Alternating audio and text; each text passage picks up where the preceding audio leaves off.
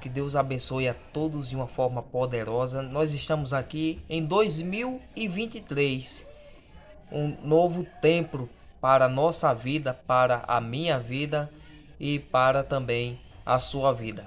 E nada como começar o ano trazendo a palavra de Deus até os nossos corações. E hoje eu tenho uma palavra de vida para você, uma palavra que vai trazer conforto à sua vida, direcionamento para o seu viver, para a sua trajetória, que está localizada em Gênesis. A palavra de Deus está localizada em Gênesis, capítulo de número 50. O último capítulo do livro de Gênesis, que vai nos dizer assim a palavra de Deus para nós, a partir do versículo 16. Portanto, mandaram dizer a José, teu pai, ordenou antes da sua morte, dizendo: Assim direis a José: Perdoa, pois, a transgressão dos teus irmãos e o seu pecado, porque te fizeram mal. Agora, pois, te rogamos que perdoe as transgressões dos servos de Deus, de teu pai. José chorou enquanto lhe falavam. Depois vieram também seus irmãos, mostraram-se diante dele e disseram: Eis-nos aqui por seus servos. Respondeu José: Não temais, acaso estou em lugar de Deus? Vós, na verdade, intentastes o mal contra mim, porém Deus o tornou em bem, para fazer, como vedes agora, que se conserve muita gente em vida. Não temais, pois eu vos sustentarei, a vós, aos vossos filhos. Assim os consolou e lhes falou ao coração. E versículo 15 ainda diz: Vendo os irmãos de José que seu pai já era morto, disseram: É o caso de José nos perseguir e nos retribuir certamente o mal todo que lhe fizemos. Meu amigo e minha amiga, nós sabemos da trajetória, nós conhecemos a trajetória de José, o primeiro-ministro do faraó, o governador que governou todo o Egito, e nós sabemos que a história dele não foi de paraquedas, começou uma longa trajetória, onde logo cedo ele teve revelações da parte de Deus. E por isto ele começou a ser perseguido. E note bem que ele teve uma túnica de seu pai, ele teve um carinho imenso da parte do seu pai, até porque ele era o irmão, o filho mais novo de Jacó. Era o caçula, como assim nós podemos dizer. E o que acontece? Ele foi vendido pelos seus irmãos. A inveja tomou conta dos seus irmãos enquanto ele sonhava, José sonhava. Seus irmãos arquitetaram um crime, né, que chegou a se tornar um crime, odiar a José. E José foi vendido e nós conhecemos toda a trajetória, foi jogado em um poço. E, por fim, ele se tornou o governador do Egito.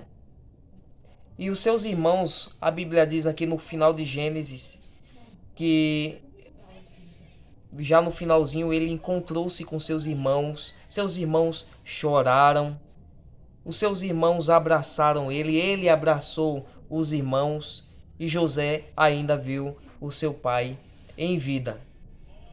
E todos estavam felizes começaram a morar no Egito. Acontece que Jacó, já velho, morre, E os irmãos que perseguiram no passado José, que fizeram um grande mal aparentemente a José, eles temeram porque o pai morrera, e ele disse: certamente, vendo os irmãos de José que seu pai já era morto, disseram: é o caso de José nos perseguir e nos retribuir certamente o mal todo que nós lhe fizemos.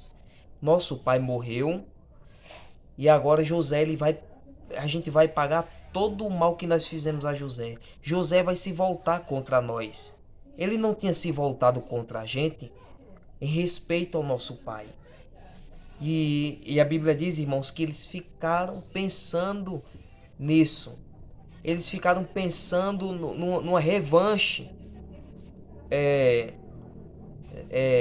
Ficaram pensando que José ia retribuir todo o mal. Ficaram pensando em uma vingança possível de José. Mas a Bíblia diz que eles começaram a falar tudo.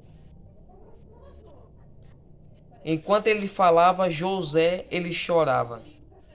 Portanto, mandaram dizer a José: teu pai ordenou antes da sua morte, dizendo: assim direis a José: perdoa, pois, a transgressão dos teus irmãos e teu pecado, porque te fizeram mal. Agora, pois, te rogamos que perdoes a transgressão dos teus servos, do teu pai. E José chorou enquanto lhe falavam. No final, a Bíblia diz que José perdoou seus irmãos. José respondeu: não temas, acaso estou eu em lugar de Deus? Que grandeza, irmãos! Mas muitos veem aqui que a grande grandeza de José foi quando a grande grandeza de José, muitos acham que foi quando ele perdoou seus irmãos.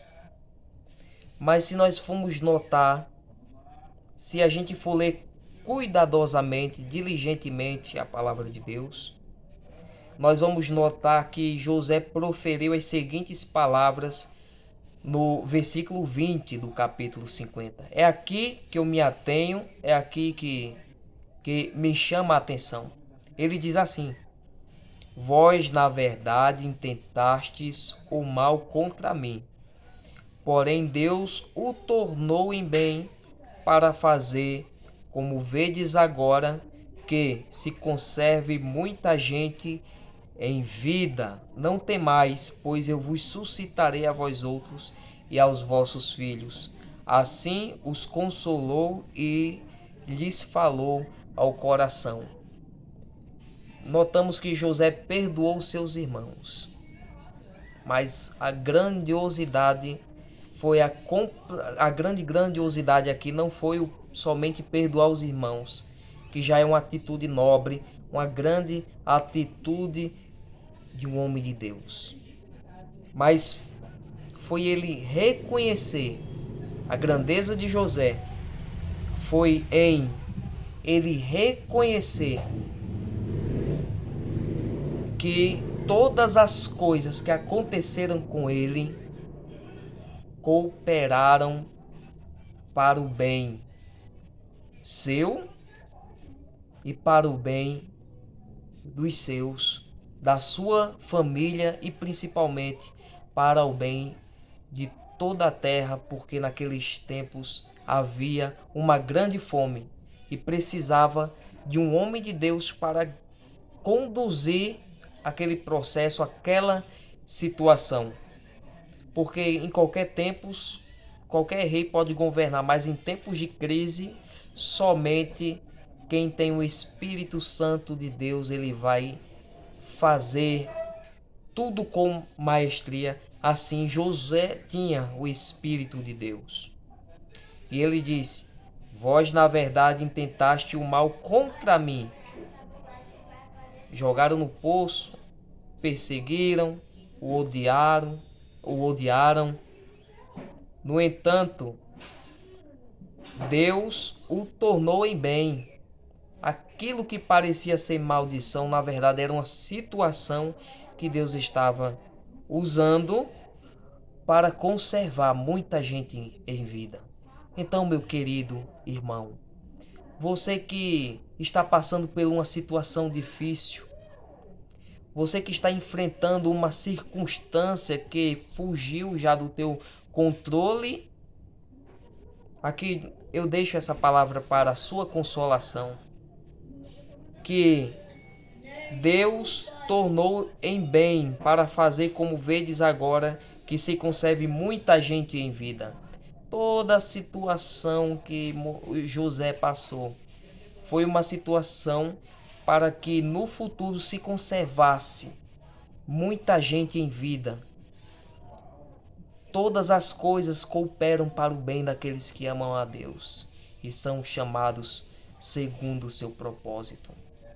Então creia que por trás de toda situação adversa, existe um ditado que diz que um bom marinheiro só é bem feito se ele passar por tempestades. Então fica com essa palavra. Deus continua no controle. Deus é o mesmo ontem, hoje e será eternamente. Ele é aquele que diz a Israel, ele é aquele que diz a Efraim: vós, a constância de Deus é a causa de não sermos consumidos. O nosso Deus é imutável. Ele sabe trabalhar da maneira certa. Ele sabe conduzir, ele sabe arquitetar, ele sabe desenhar o plano dele para nossas vidas. E cabe a nós submetermos e fazer como José e reconhecermos o poderio dele sobre a nossa vida, a vontade dele sobre a nossa família. Ele está trabalhando. Por mais que aos nossos olhos, por mais que aos nossos olhos seja um trabalhar meio que esquisito, um trabalhar lento aos nossos olhos, mas tenha certeza, Deus, ele sabe a hora certa. Tudo está no tempo dele, na mão dele. Fique com essa palavra em nome de Jesus.